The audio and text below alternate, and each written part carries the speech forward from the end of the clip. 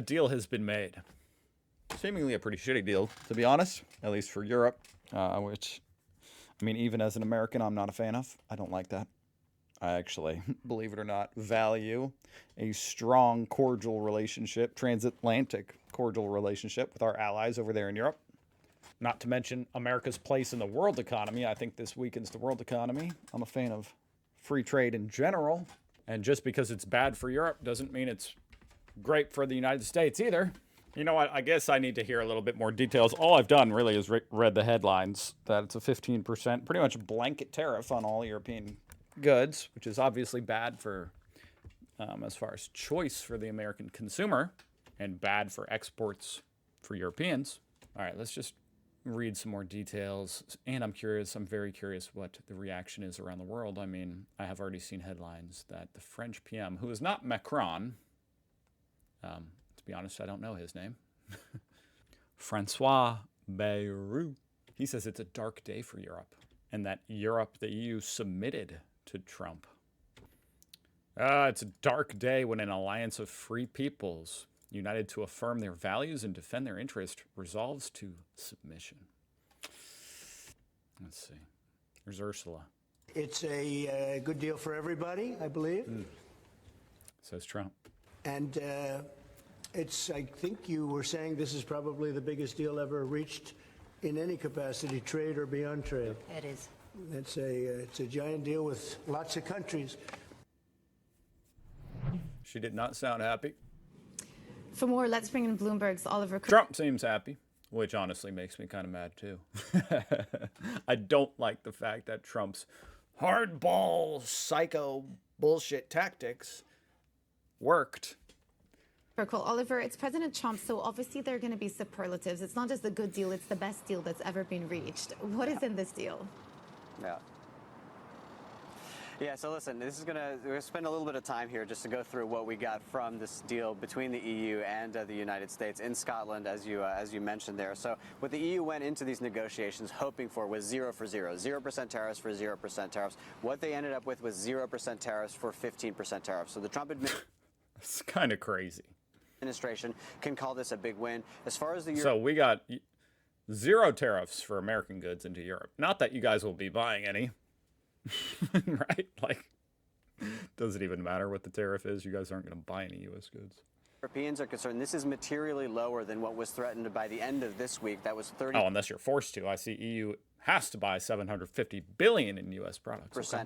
About half of the rate that would have kicked in automatically if you were to believe Trump's deadline on August the 1st. So this comes as a real sigh of relief. And to many of the corporate people that I've been talking to CEOs, when you read a lot of the research that's been put out there from the various houses that have looked at the impact on European stocks, and you saw that illustrated in the futures up more than 1%, this is a very sort of bullish case compared to what the alternatives were for much of the European sort of trade picture. Yeah, honestly, I mean, I care a lot about American markets, so I'm in tune with the American financial markets, and if you guys had just held out a few more days and let Trump, called his bluff and made those tariffs come into effect, the markets would have crippled here in America, which obviously does have ramifications for around the world, It's not that simple. It's not like American markets cripple and the rest of the world flourishes, but I think Trump would have been on his knees, potentially. No. So his 15% tariff is the baseline tariff. According to Ursula von der Leyen, that will also include things like semiconductors and the pharmaceutical sector. That, however, is not very clear from the Trump administration whether or not that is going to be the final tariff rate on pharmaceuticals, for example, because we're saying that they're still working on that Section 232 investigation. They may have other tariffs on another day. So that is something that is going to continue to rumble on into the fort. As far as the cars are concerned, we can say that 15% is quite a bit lower than many people were anticipating. They brought that down from 25% down to 15%. All right. And that is going to be also in exchange for some other parts of this deal that you mentioned there, Jumana, which is the Europeans will buy more fossil fuels from the United States.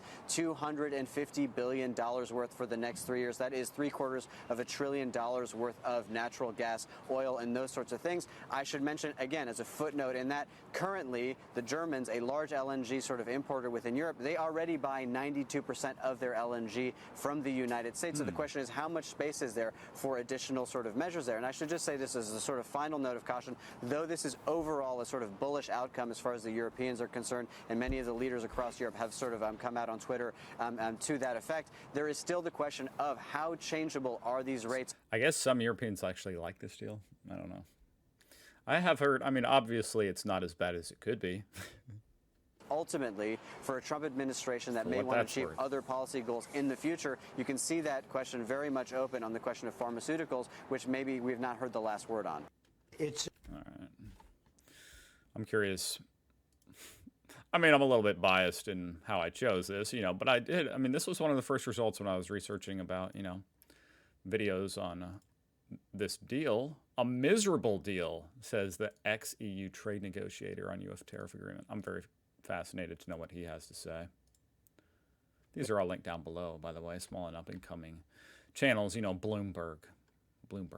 It's not a win for anybody. It's a miserable deal. Damn. Basically, the EU felt it had no choice but to accept the imposition, unilateral imposition by Trump of a 15% tariff.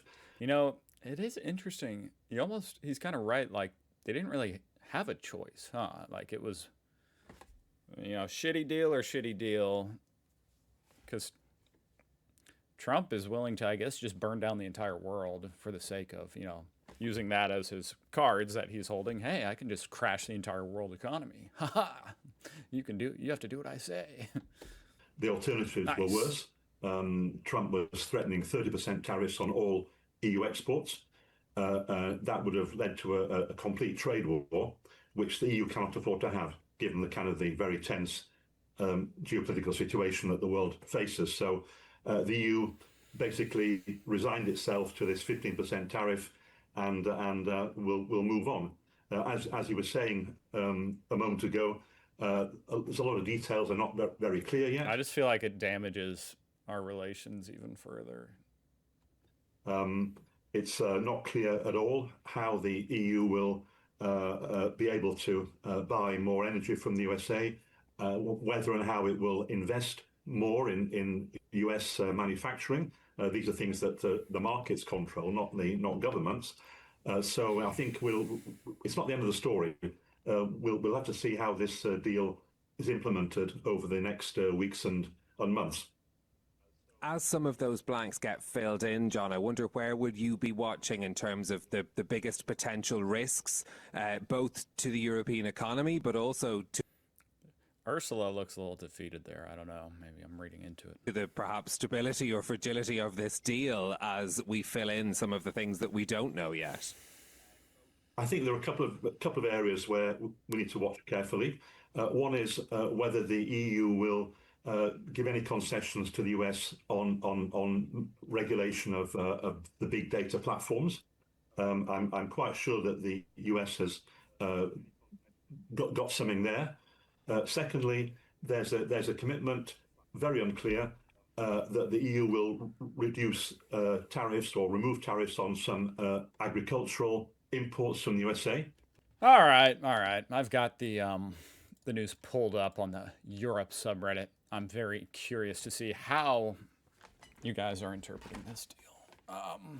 Because actually, I've got a little bit of mixed messaging. You know, France says it's total bullshit. The trade expert says it's terrible.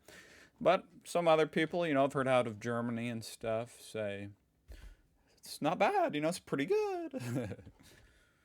This top comment, okay? This is the largest transaction in the history of our country. These countries are calling us up, kissing my ass. They are dying to make a deal. Please, sir, make a deal. I'll do anything. Trump, April 2025. All right, Trump today. It's a very powerful deal. It's a very big deal. It's the biggest of all the deals. So in 4 months, nothing changed. We kissed his ass and we let him humiliate us. Good job. 15% tariffs, buy $750 billion of energy and invest $600 billion in USA, while EU gets nothing. Deal of the century. The people who said EU is just the lapdog of USA were right. Oh my God. Wow, this is very sad. So we cannot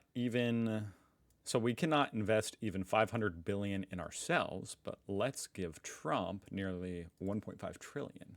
how about invest in Europe and stop taking it up the ass? You know, I mean, I hate to reduce it down to something so simple, but it's almost like the Trump administration, you know, itself is just kind of a bunch of assholes that went in there with the mindset of like, hey, bend over, you know, we're going to kick you in the nuts and you have to do what we say or else. And you guys elected leaders that are a lot more cordial, diplomatic, and trying to come to a resolution, you know, with your fellow allies and stuff. And, well, this is how it turned out. So if I have to make a prediction in future elections, you guys are going to elect some different people that will go about these trade deals differently. And ultimately, the relation between America and the EU will continue to just splinter more and more and more. I personally hope I'm wrong, because that's not what I want to see. And hopefully, we get a whole brand new administration here in America in 3 years, and the relationship can be restored. Can it be? Can it even be? Oh, I don't know. I'm pretty disappointed by all this. I guess I'll read a few more comments. As a European, I'm anxious to read it, more like ashamed. I guess, I mean, I'm the man himself's social media, and I'm curious to see this video. I mean, I already saw a clip from it, but let's see. So we're going to do the following. The European Union is going to agree to purchase from the United States $750 billion worth of energy. $750 billion worth of energy. They are going to agree to invest into the United States $600 billion more than they're investing already. So they're investing a large amount of money. You know, Can you please speed it up, Trump? Turn the clock up a little bit, the clock speed, you know, on your processor inside your brain. I know I don't talk fast, but holy shit. what that amount of money is. It's very substantial, but they're going to invest an additional $600 billion. They're agreeing to open up their countries to trade at zero tariff. So that's a very big factor. Opening up their countries, all of the countries will be opened up to trade with the United States at zero tariff. And they're agreeing to purchase a vast amount of military equipment. We don't know what that number is, but it's the good news is we make the best military equipment in the world, so sort of you have to do that. I mean, until somebody tops us, which is not going to happen. We're way ahead of every other country in terms of the quality of I'm sorry, but this just feels so embarrassing for Ursula up there. I mean, really? Trump just gets to rattle off all this shit? And it's just like, oh, yeah, and we get nothing. the military equipment. You saw that recently in I'm not Iran, even trying to, like, I don't know. You see that. Unfortunately, you see that often You guys tell me how you feel. for all the wrong reasons, right? So those things are 750 billion, 600 billion, opening up the country. We are agreeing that the tariff straight across for automobiles and everything else will be a straight across tariff of 15%. I guess that's a good thing for Germany, you know, because that's lower than anticipated. So we have a tariff of 15%. We have the opening up of all of the European heard you. countries, which You already think I said could it say slow we're enough. essentially closed. I mean, you weren't exactly taking our autos, you weren't exactly taking our agriculture, and then you would have smaller things, but for the most part, it was closed. And now it's open. It's open for our companies to go in and do a good job with it. I think you'll like them. I think you'll like it. And we will, very importantly, they'll be investing. They just don't even speak the same language. I don't mean literally, but just Ursula and Trump, it's like, it just doesn't work. A lot of money, but the military is a big number, but that's one number we're not determining. It's going to be whatever it is, but they're going to be purchasing hundreds of billions of dollars worth of military equipment.